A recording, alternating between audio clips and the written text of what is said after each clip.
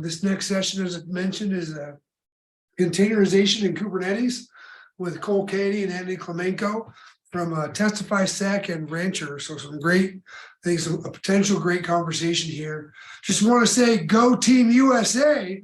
John McRae in the chat. Did they just win? I clearly am busy and I have not paid attention to soccer at all. I have a question real quick. I want to, should I have the game in the corner of the video? We have the technology to do this, like picture in picture. Is that, yes, do it. Okay. If I get, I mean, hey, if it keeps you guys around, absolutely. If it keeps people watching. You're presenting. Once I turn it over to you guys, the field is yours. Ironically. We also have the alt tab. I like that, Mark. I like that. That would be awesome. Alt tab. Okay, if I do this, let me think about this. If I do this, I think the easiest way to do this. And what do you share think, Cole? Your screen at the same time. Well, I'd have to share the whole screen, right, and do like picture in picture. What do you think, Cole? Okay. Cole, you're muted. There we go. I'm not muted anymore. We've been having problems all morning with this. We can do it. I mean, we don't want to see them lose, though. Like, but it's just starting though, so we won't know if they've lost yet. So it's well, cool. in theory, so for 1 point, we're lucky, right? Yeah. Well, in theory, this talk should end right about halftime. Okay. So Jerry Lawson says you either share your screen in the video or he's out. So apparently you're getting high demand for sharing this soccer or football broadcast. Depends where you come from. Okay, challenge accepted. Rebroadcast and licensing sports are very litigious. Oh, good point. Yeah, let's not just. We already for put the this sake on YouTube later, so. Oh yeah. Yeah. Okay, that's fair. TS both probably saving us in the long run. If this was like a only private session and no one ever saw it, I'd say go for it. I will say, pro tip: the Fox Sports webpage, 4K, beautiful quality, never an issue all week. So lawyers have to ruin everything, don't they? Usually. Yeah. And referees. Referees and lawyers, they probably come from the same mother.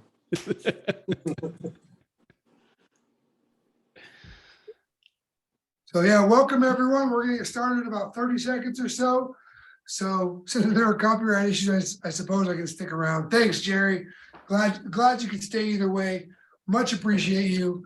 So yeah, so welcome. I'm super excited for this next session, and it's gonna be awesome. Hopefully, if not, clearly they already said you can go watch the game that's about to start for Team USA. So your prerogative. But yeah, so welcome everyone. Thanks for coming. Oh, we just got a bunch of people just rejoined. Thanks for sticking with us all day. You guys are what's making this happen. I know that sounds cliche, but it's true. This wouldn't be here without everyone that was here to learn and share your collective knowledge as well. So loving the group chat, keep that up. People helping each other out, answering questions. And without further ado, I'm going to introduce this next session, which is containerization and Kubernetes. And when I think of Kubernetes in my head, I want to and someone can take this and run with it. I'll buy it from you if you make it. I think you should go to a conference around Kubernetes things, because yes, that's how knowledgeable I am not. And have a box, make a ton of little boxes of nerds and just put Kubernetes on the outside. Because for some reason, when I think of Kubernetes, I just think of a box of nerds shaken, because I have no clue what it means. And it could be wrong or right. You guys could kick me out of the chat for that comment, but that's what it is. And maybe Andy just got a great idea. It's like one of those innovation buzzwords. They're like, oh, give me some of that Kubernetes. And people don't know what it means. Give them some nerds. Maybe they'll be happy. I don't know. Or all you specialized Kubernetes experts in the room, you can just pick me out. Your call. So, but I'm going to turn it over to these wonderful gentlemen. Containerization, Kubernetes. Clearly, I'm going to learn that it's more than a box of nerds. From Cole Kennedy from TestifySec and Andy Clemenko from Rancher. And gentlemen, I'm going to turn it over to you. The floor is yours. Hey, thanks a lot, Matt. Really great y'all having us here. We're really excited for this talk. Me and Andy, we go back a long way. We worked together all the way back in Andy's Docker's days. So I don't think there can be a better person than Andy to talk about containerization and Kubernetes. And luckily for me, at least, they brought me along too. So let me tell you a little bit about myself. I'm a veteran. I spent 12 years in the U.S. Army Infantry, did multiple deployments to Afghanistan, Iraq. After that, I was a contractor for Joint Special Operations Command. I did a couple forward deployments with them, working on mission applications and some data science applications out in the field. From there, I actually went and saw, hey, this Kubernetes thing, I think it's going to be really useful for what we're doing in the Department of Defense, and kind of brought my own personal development into that space of the containerization, Kubernetes, and cloud native development.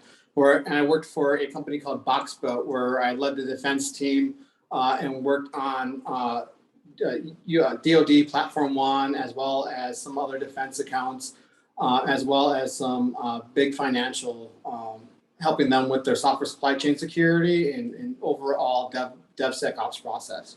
I've contributed to the CNCF Supply Chain Security Best Practices paper, the Cloud Native Security White Paper, as well as the CNCF Secure Software Factory Reference Architecture.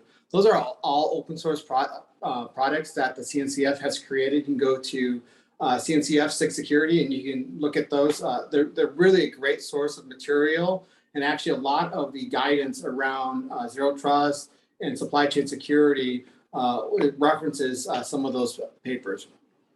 Most recently, about a year ago, I co-founded TestifySec with my co-founder, Mikhail Swift, and we currently maintain several open source projects and are currently on contract in helping a software factory and then a large bank with their supply chain security. Next slide.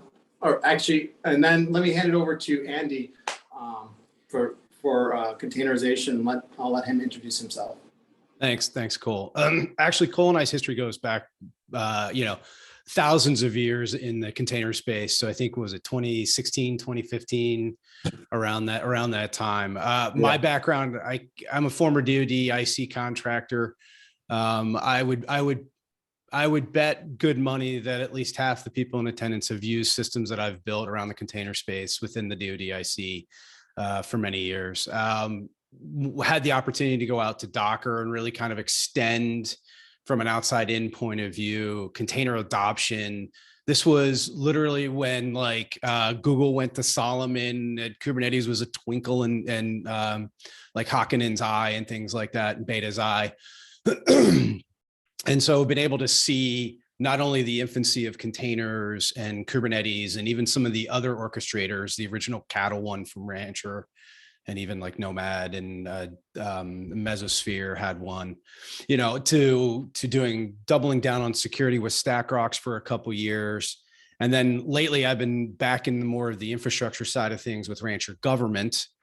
Been using, actually, I was one of the first ones to air gap Rancher 6+ years ago. So that's kind of a fun fact.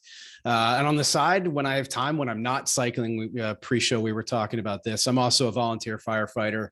Occasionally I get to drive the fire engine and go run and play in burning buildings for fun. So there's my street cred, as they say. Okay, so talking about containers. I know Matt was like, the box of nerds analogy, I thought was fantastic, but really at the end of the day, for me, I love breaking down what these things are. What is it really, right?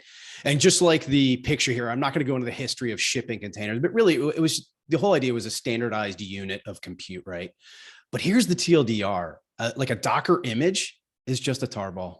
That's really it, with just the binaries you need to run your application. And because it's in a tarball, right, you have the ability to only pack in what you need when you need. There's some really good talks about, supply chain security. That's a great way to kind of limit the surface area, but then also you can have multiple versions of the tarball. You can have different types of applications next to each other.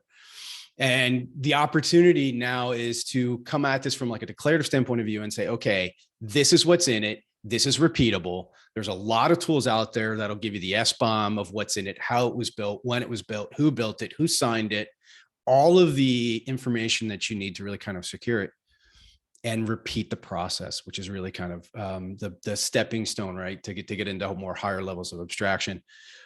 Containers in general are really around one server, plainly put, right? Everybody knows Docker. You can run Docker today. It's one server, right? Relatively straightforward. Gerald, thanks in the chat for the SBOM, right? Standard bill of materials. Sometimes when you're in the industry for a while, you're like rattling off buzzword, acronyms, and you forget that there's actual like phrases behind it. Cool. So here's a really good way to think about containers as well. We've used this analogy, and Cole and I, when we were putting this slide deck together, kind of were joking about this. This is the deck that I used at Docker like 6 years ago. The way to think about it, right, is virtual machines are kind of like houses. They have their own infrastructure, their own foundation, their own plumbing, their own electrical, their own roof. Plainly put, they are separate. Yes, they might have, in this case right here, they might share the ground, right? So that would be like your hypervisor, but they are separate buildings, full stop. Okay.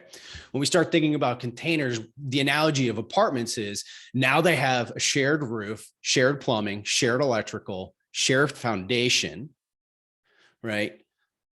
A lot of these shared resources.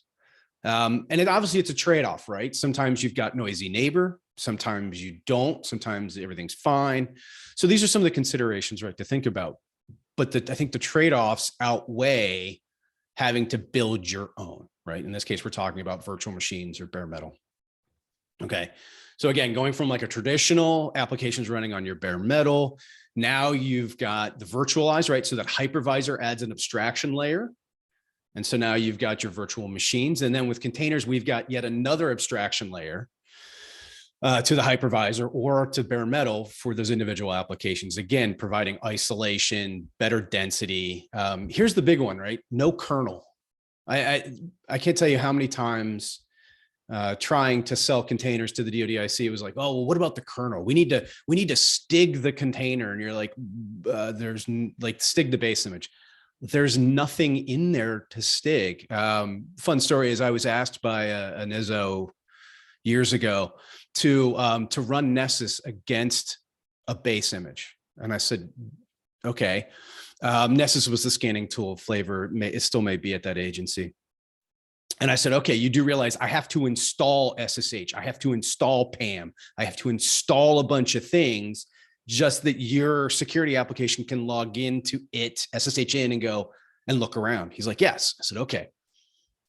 Gave it back to him. And it was like all of it. Basically, there was no stigs and there was no findings. And it's like, it even Nessus, I think, even freaked out and was like, I can't, it's like, I can't see what's here. There's no kernel. There's no other thing. And so I went to the other side, like, this is exactly what we expected. Like, I had to make it insecure for you to test its security level.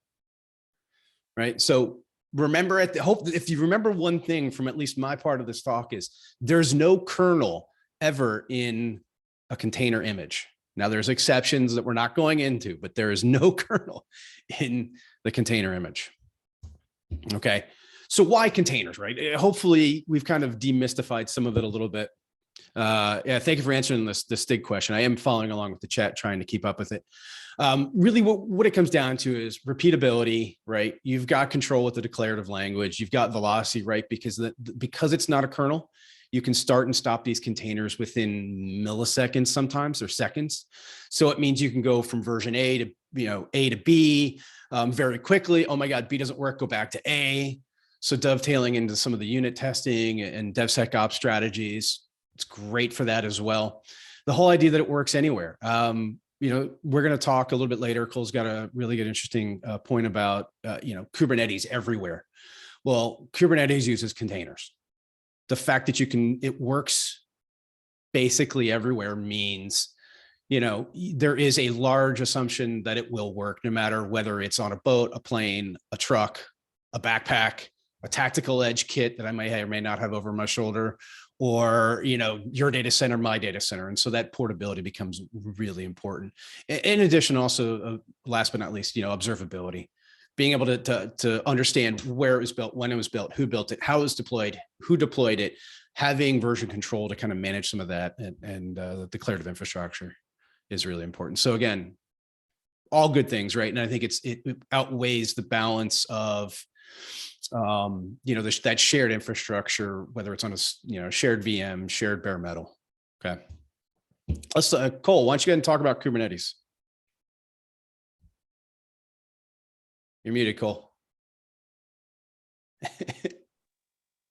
Yeah, so thanks, Andy. That was great. And and Kubernetes really builds on the concepts of containers and allows you to add resiliency and repeatability to your deployments, right? It provides an API that allows you to deploy containers at scale. So we look at the benefits of container, right? We've got the immutability, we got that known state, right? Now we want to deploy this across an entire infrastructure, right? Multiple servers where we can add resiliency. If one of those servers goes down, we want to make sure that our mission critical workloads are still working, right? So if you, like, for example, when we go get our ID cards, right? You go get your CAT cards and you go to the ID card station and, okay, their machines are down. They have no resiliency, right?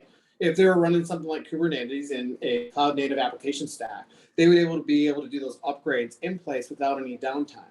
But because they're not using that, or I don't know if they are right now, right? I'm not on that program, but back when I was in the military, they definitely weren't using it. So those ID cards machines are down all the time. If you want uptime and you want to be able to do those upgrades, you want to be able to look at your security infrastructure while your workloads are still running, right? You need to have that resiliency. And that's really what Kubernetes brings to the table. It brings that resiliency where your applications are going to be up. But also it brings a common API where you can, no matter if you're on AWS, you're on bare metal, you're on an edge system, you're out on IL5 or you're on IL2, right? We have the same APIs to inspect, deploy, and manage our workloads. And we can do this at scale, right? Whether you're using a small system or a large system, Kubernetes provides that. At its core, though, really what Kubernetes is just a scheduler. It says, hey, I have all of these nodes available, all of these machines available for me. Where do I want to run this workload? And how do I want to distribute the networking across these, right, to make it work? So what it does is says, hey, I have a container. I have these nodes available for this container to run on. Pick the best one and run it there. If one of those nodes goes away, it reruns that action over again and finds a new node to run that workload on, providing the resiliency for those mission critical applications, ensuring limited downtime. Or if you have a big spike in traffic, right, it allows that scalability to enable more users to use that application without the whole thing crashing. All right, next slide. So in order to do this, Kubernetes has different components.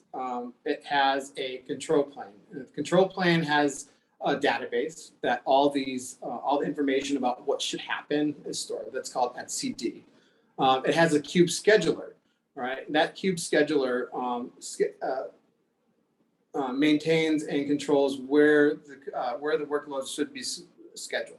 And then we have our controller, right? And that handles all the different control loops, right? So you may have a control loop that says, hey, I want a network egress route for this container, right? A load balancer, right? So then it looks at the information that you provide, that's in a declarative state, and looks at your cluster, which is not currently in that state, and does the things that it needs to do to make that happen. In this case, right, if we're running on a Linux machine, it would manipulate the IP tables on each of the nodes that your workload is running to forward that traffic appropriately. And then you also have what's called your workers, right? And so in your workers, that's where your actually workloads are running. And so you have your kubelet, your kube proxy, and your container runtime. Those are like, let's abstract that back a little bit, right? On each of your nodes, you have a process that's called the kubelet that takes a look at that takes information from the control plane and says, okay, the control plane told me I need to do these things, right? These are your instructions, now implement them. So the kubelet will go and say, okay, I just got instructions from my control plane that I need to pull a container of application foo, and I need to run application foo, and I need to, if I can schedule it, then once that's scheduled and that's running, report back up to the control plane that that's working. Then the next thing you have is that kubeproxy right there. Kubeproxy runs similar to that, except that manipulates the IP tables. That's the network infrastructure of that machine, right? So we were talking a little bit before about that load balancer, right? How do I get that egress route out? So the control plane will say, hey, I need a network route for this workload so the users can access it. So the control plane sends those instructions to the kubeproxy, and the kubeproxy then translates those instructions into manipulations to the network interface on that machine, opening up that route. So everything's very, very dynamic. Everything happens in close to real time, which gives Kubernetes the power it has, right? That allows our scalability, it allows our resiliency. And even more than that, now we have a common API that's easy to use, well, somewhat easy to use, it's easier than IP tables to expose all these services and do the things we want, right? And that API is really powerful because it can be audited, right? You can give that API your declarations to your ISO, and the ISO can go look at it and be like, okay, yeah, this meets our stake. Or we can run it through some sort of an automation process to say, hey, yeah, this YAML is within the constraints that our ISO sets for this workload. So there's a lot of power in these types of abstractions, and is why Kubernetes has become so popular. Okay, got some questions here. What about K as a service? Okay, we'll get into that a little bit. Is information security provider. All right. Next slide, Andy. All right, so we've been really talking about that common API, but that makes this, that enables you to deploy Kubernetes anywhere you want to. So if you look at that picture right there, that's a device that's over Andy's left shoulder, right? So you can take these little machines and put Kubernetes on it, or you can put them on 1,000 nodes on AWS, right? But they all have the same API. That common API allows us to deploy workloads, to monitor those workloads, monitor the networking, change networking, and then there's role-based authentication control over all of that declarative API. So we can decide who's able to do what and where they're able to do it. All right, this is all very well defined, which makes a very predictable system. And predictability is very important when you're talking about mission critical systems. We should know how they should react under certain conditions. The Kubernetes API allows us better insight into that and enables us to scale out workloads very, very quickly. Which brings us to, right, if we're in a data center, right, we might have 1,000 nodes of Kubernetes, but we're going to be doing the same API calls as this little machine right here on the edge. So we can really develop our APIs in our workloads once and then deploy anywhere. It's an extremely powerful abstraction. So let me back up and tell you a little story. Back when I was working for a Joint Special Operations Command, one of the things that we had to do was deploy mission applications anywhere in the world very quickly. Some of the machines were small, like this one, just a few cores and a lot of hard drive space, right? And they would take these machines and go on mission with them. Or we might do an installation out at a base in some country somewhere in Iraq or Afghanistan, right? So we'd have all these different installations of our software, but it really started to break down. The larger we scaled, we had all of these deployments that were different from each other because they happened at a different point in time. We had no API to deploy. It was somebody like me or Andy going on base and installing the software manually and then hoping it would work. If it didn't work, they would call us back, right? Because everything was a special snowflake, right? Only those with specialized knowledge on how to deploy the application were able to deploy it. With Kubernetes, right, everything is a common API. Everything's predictable. If we would have had Kubernetes back there, it would have saved thousands of hours of man time setting these installations up. We probably wouldn't even had to go forward to do it, right? Because we could say, hey, use these API calls, and then your box is going to be ready. Or write a script, and then these boxes are going to be ready. So when we're talking about these types of situations where we have to do rapid deployments or rapid changes, which happens all the time in DoD, systems and different government systems that we have to change to react to changes on the battlefield. We need the APIs available for us to make those changes rapidly, right? We can't always rely on a person being available to go in and spend a day changing these systems, especially as they scale. It just becomes untenable. And that's why Kubernetes was created, because the cloud providers and large infrastructure providers saw these same problems, right? And they wanted a solution for it. And so rather than use their own internal APIs, they came together and developed Kubernetes. That allows us to deploy Kubernetes anywhere we are and manage it anywhere we are. One of the things that I kind of want to throw one thing in there, right, is talking about anywhere you want to go, right? One of the interesting things around the term edge being a 4-letter word notwithstanding is that, like, depending on who you talk to, edge is something different, right? So for Cole and some of the customers I'm dealing with, edge is like in a backpack well beyond a FOB, a forward operating base, where we're working with the Navy, where their edge is like a frigate, right? A 42U rack and a frigate, right? So edge is very different. And so, like what Cole was kind of getting at is this idea of having a common interface, common nomenclature, common interface across all these different operating environments means that you can deploy confidently any application kind of anywhere, right? And that's one of the big advantages of having this common framework. Yeah, thanks, Andy. Yeah, exactly. We've deployed Kubernetes, or I've deployed Kubernetes on electrical grid infrastructure, right? Where you have a Kubernetes node running at each substation. That's definitely edge infrastructure. You look at Chick-fil-A, they're deploying K3S at each one of their branches. So when you define edge, it's like, where do you get close to the user? And Kubernetes is certainly appropriate in many of those use cases. And it really helps manage multiple deployments and make sure and keeps them all in sync. If we have 1,000 edge deployments, how do you manage all those edge deployments, right? Well, now we have a common API because we're using Kubernetes to do that. So Kubernetes is also multi-tenant, right? And there's 2 ways you can do multi-tenancy, right? So when we speak of multi-tenancy, these are multiple teams, like internal development teams that are using that cluster, or multiple customers using that cluster, right? So in a DoD context, you may have different nations, right? If you're in a joint warfighting situation, you may have different nations accessing that cluster, right? That'd be a multi-tenant situation for the DoD.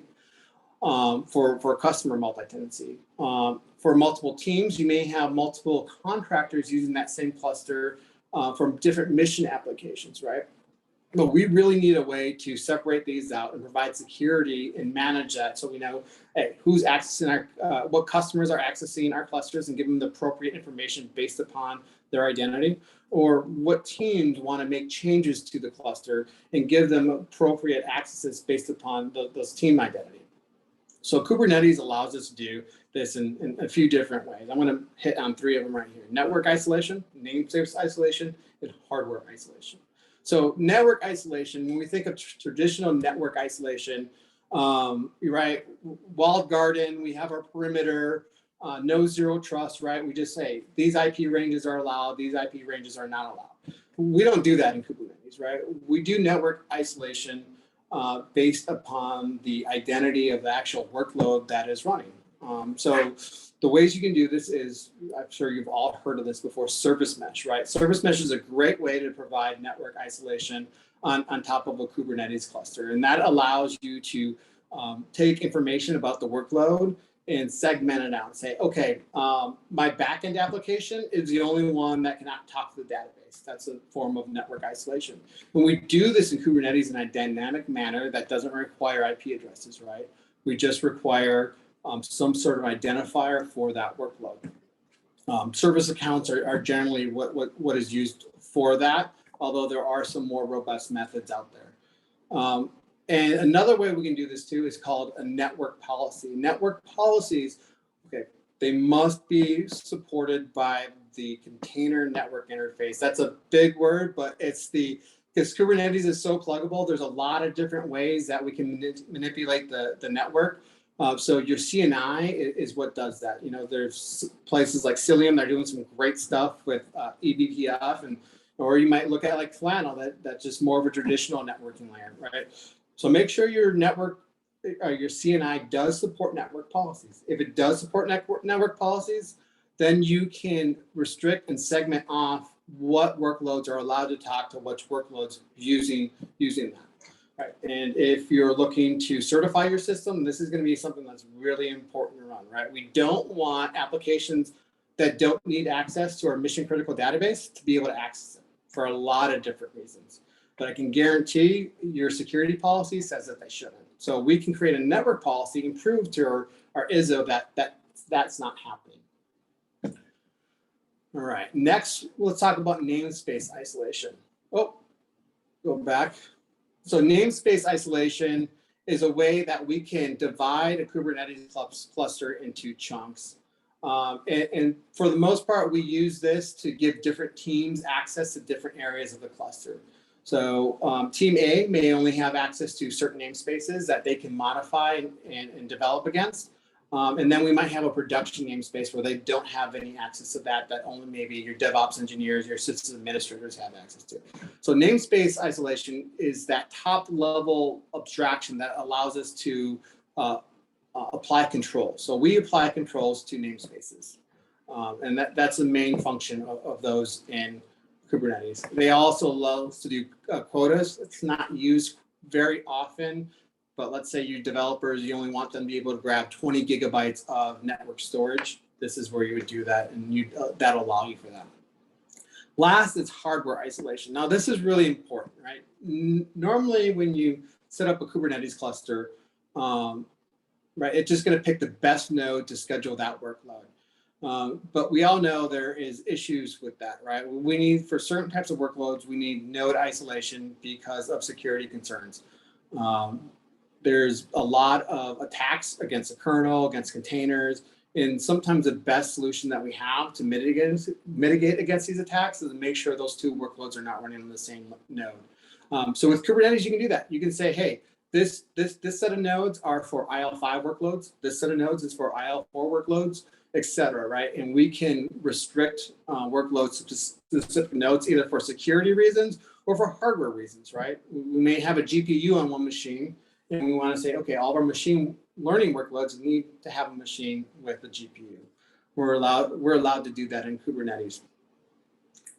All right, Andy, let's go to the next slide.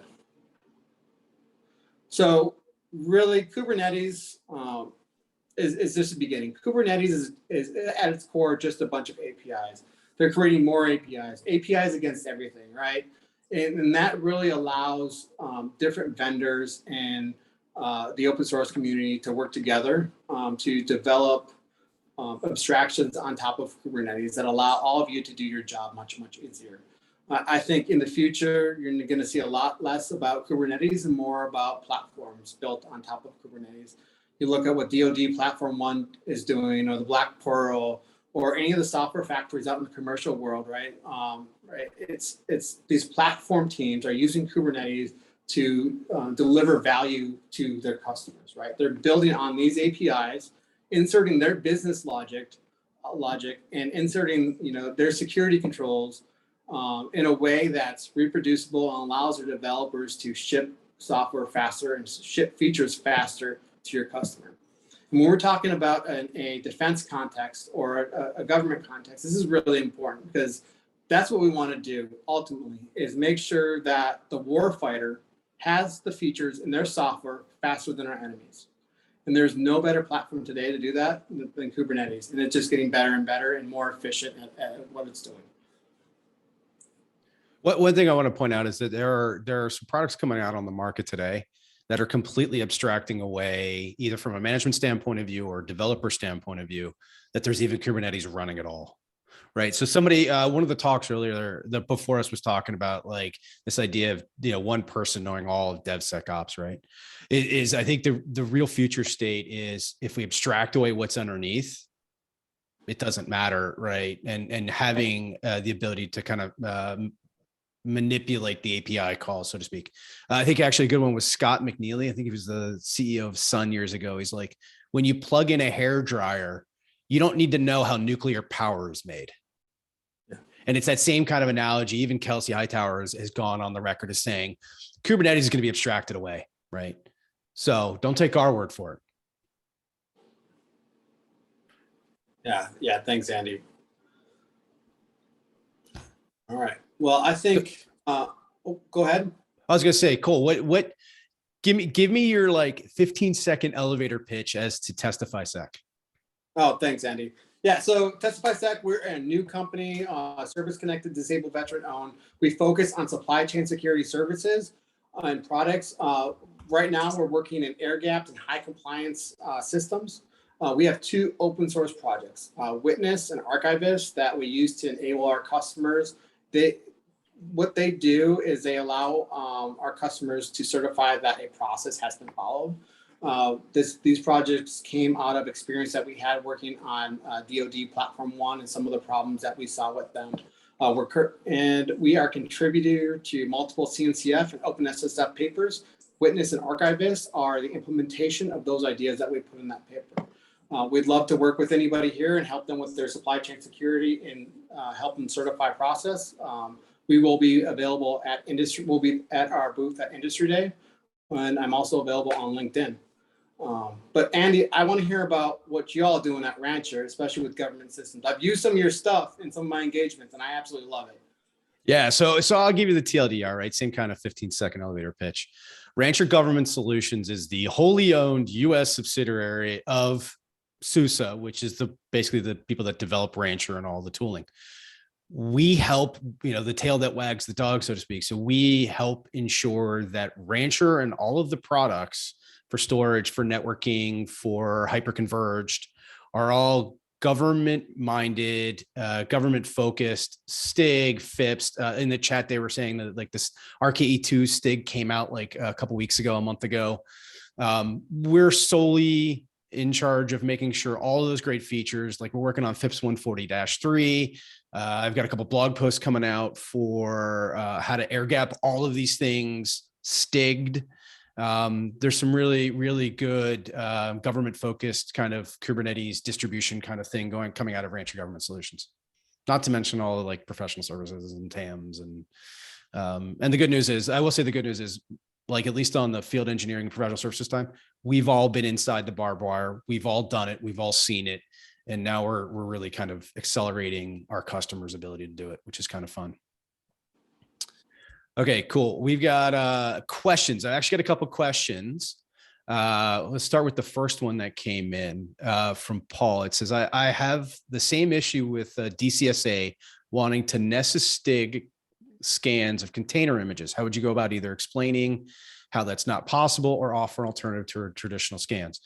So I have actually gotten verbal ATO using Docker like 7 years ago by showing, I was lucky, I had a smart DAO, but showing them exactly what's inside the container.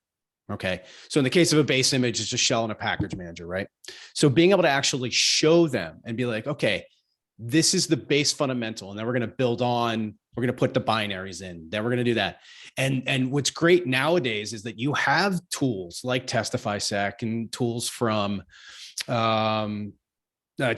Thank you. Brain fart there. ChainGuard. And you've got like Aqua and Trivy and all these different tools to show you down to the CVE, down to the binary level, what's in there. And I think that observability should get you pretty far along. If you need help, there are a lot of people out there that have gone through the same thing. Defense unicorns. Rob can give you stories of getting things ATO'd, I'm sure. Nick Shalon, everybody in this space has cut our teeth on this. Reach out for help. Reach out to any one of us, and I guarantee we'll help you. Cool. I got a question here from Douglas. Yep, same Douglas, who knows cold fusion apparently. Oh, he doesn't know, but he knows how nuclear power is made. Dude, I'm impressed with that. But he says, can you just discuss container configuration control? Also, how do you certify a container while developers working it so they can deliver daily? This is kind of a two-part answer. I'm going to do part one, but I know Cole can answer part two. Part one is, I'm going to be like completely blunt. No human should ever build or deploy code manually. So that's the first one. Make a 3-part answer. The second one is a developer should not be interacting directly with the container in production, right? That's where dev and test comes. And really that comes with having kind of the discipline of infrastructure as code, discipline of, version control. And I think the third part, and comes to supply chain, and Cole, I'm going to let you take that one. Yeah, How would you I'm going to take. Yeah, good. I'll take the guidance from the SSDF, right? So there's a new framework from NIST called SSDF that kind of gives you guidance on exactly how to do this. So implement those controls and then show that those controls are implemented to your ISO and you'll be good. But that's probably not the answer you want. So when you have your DevOps pipeline, that's where all your automation takes place. And you want to make sure that each one of those steps actually is tested and meets your control set that you need. And if you get those certifications from each one of those steps, at the end, the container that pops out should inherit all those certifications that happen, right?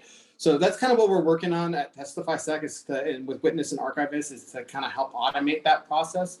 Right now, if you look at like what DoD Platform 1 is doing, right, they certify that pipeline is conform, meets your conformance, and that's what we're really seeing across the DoD right now. So, start with your DevSecOps pipeline, get all your security controls, your scans, everything into that pipeline, and then the container that comes out at the end should be good to go and be able to be certified.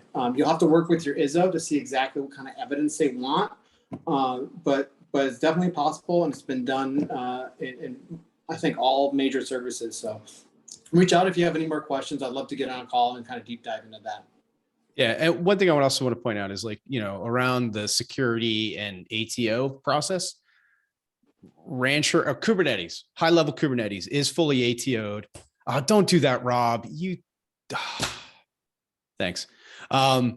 Kubernetes is fully ATO'd right now. Maybe not by your team, maybe not by your mission, but it is. There's a lot of like and kind that can be learned.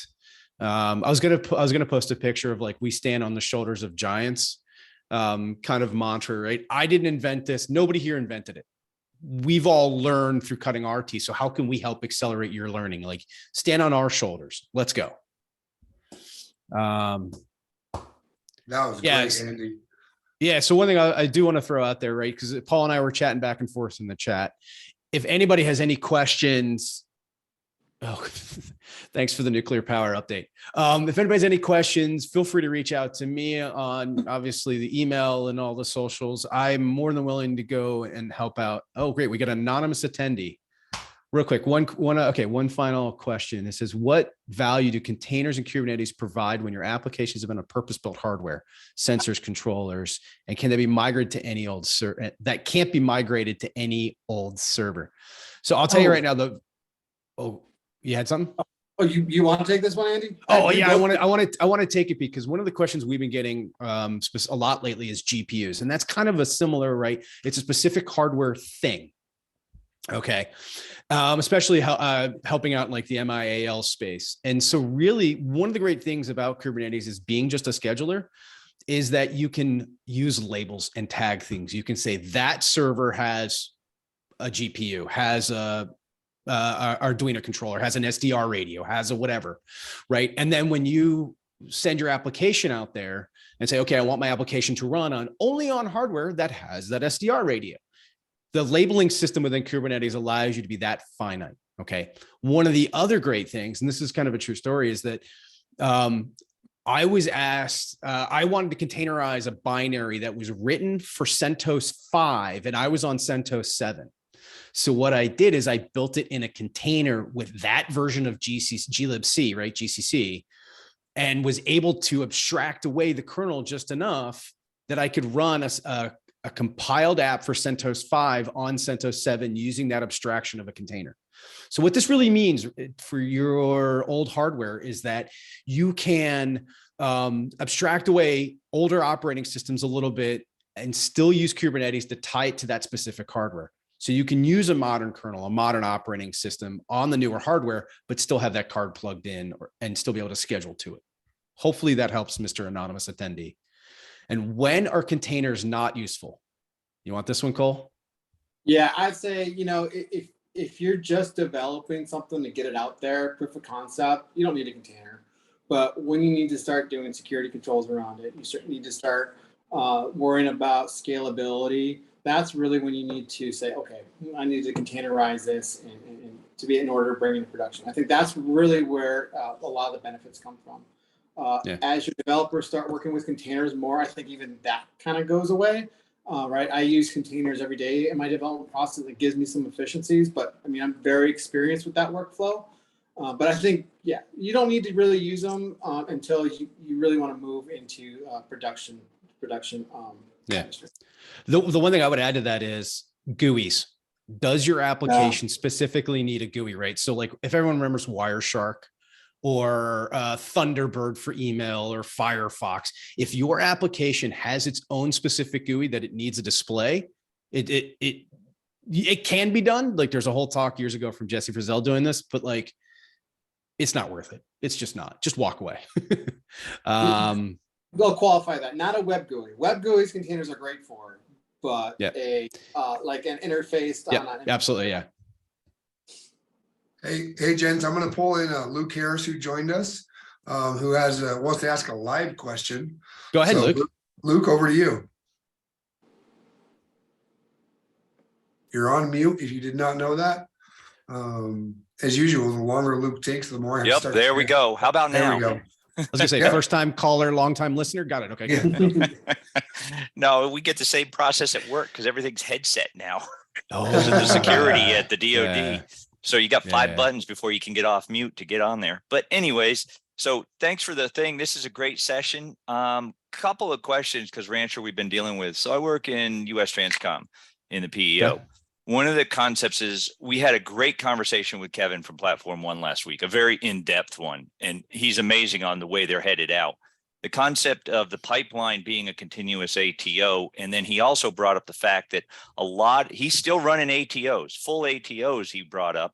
So the concept, what I'm looking for from you all is, Andy, you mentioned we have an ATO, but the concept with AOs today, and everyone is different, they all want to see, touch, and feel. The compliance checklist has to go. We all, as a group here, need to transition to an RMF the way it needs to be for this migration. Correct. Yep, absolutely. And one of the things that we get challenged is we're trying to transition that in the US Transcom concept to that. But they want to answer 400 plus controls every single time. They want the artifacts and EMAS doesn't. So when you say you have an ATO, a lot of the questions we have to ask is we need to see what you got. And so it's evidence. Absolutely. So I want to get your takes on this. So having personal experience with this, there are tools on the market that will provide is the Kubernetes container security tooling will provide that level of documentation and visibility into 853, 800 with 90, those kind of NIST controls, right? That's a good foundation. Then you can start sprinkling in, TLS checks, things like that. If you want to go crazy with HIPAA PCI and those controls, or you can write your own policies. So instead of like hand documenting everything, is you can add in a tool like Red Hat has one called Advanced Container Security. It used to be StackRox. StackRox is now the open source version. Rancher, SUSE Rancher has a tool called NuVector. There's Twistlock. There's a handful of tools out on the market that'll do this, but provide that observability and that control to show them, right, to give them that documentation. And here's the cool part. Those tools have APIs. So you can then, when you start talking about continuous ATO, is you can have literally a bash script hit the API and email them the CSV every day, or check it into the RMF, and so you not only can you baseline what your security level is today, you can check it tomorrow automatically, and now you can start to see trends. And so having worked at the security companies, right, continuous ATO is based upon the trending in the correct direction. Because at the end of the day, you're just trying to create the right behavior, right?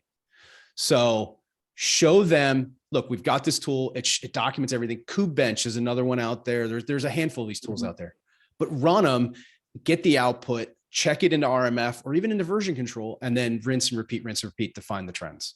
And that's a great foundation. And I'll add to that too. You know, there's two things that need to be certified: the infrastructure that it's running on, and then the software that's going into that infrastructure, right? And that's kind of how the continuous ATO was built. If you look at, there was a great talk on OSCal at KubeCon. I think the video is available. Maybe Rob can post it in chat. And that kind of goes on how we certify that actual infrastructure and make sure everything's operating as it should.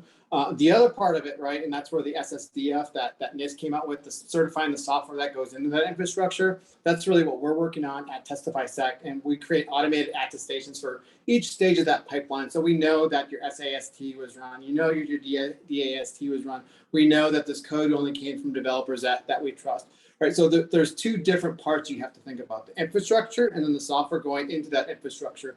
And you should have evidence that's verifiable for both. And there's a lot of different ways that you can do that. I started a company because I think what we're doing is very good, but there's also a lot of different other ways. But I would look at that YouTube video that's in link for the OSCal stuff. That's really, really good. And then also research this SSDF. For how we certify that software going into that infrastructure. And then if you want to chat, happy to go offline and kind of show you what we're doing. Well, thank you very much. Yeah, the SSDF I have read, intense by NIST. Yeah. And I'll take a look at the YouTube. Thanks all. I appreciate the inputs. All right. Thanks. Hey, and just a plug for later, because perfect timing. Rob put it in the chat, but NIST is speaking at 2:00. Michaela Iorga today from NIST is actually speaking on compliance 101 and compliance automation with Brant Keller from Defense Unicorn. So they can go into more some of this, and they could be another great place to ask your question there as well. So, all right. Well, thank you, everybody. What a great session. I'm clapping for everyone because you probably are too behind the scene, or you're clapping for the goal who messed up Andy's flow with the soccer earlier. That was great, Rob and John. Thanks for that. So yeah, thanks for another great session, Andy and Cole. What incredible learning opportunity. I was wrong. Kubernetes is not a box of nerds. So I will gladly say I was wrong. It's a scheduler. That's it. There's scheduled boxes of nerds. Yes. Okay. Think of it as putting the nerds into each one of those boxes. That's all it does. Okay, there you go. The Love nerd is the container. There you go. Or the person using it. Yes, very much so. I resemble that comment.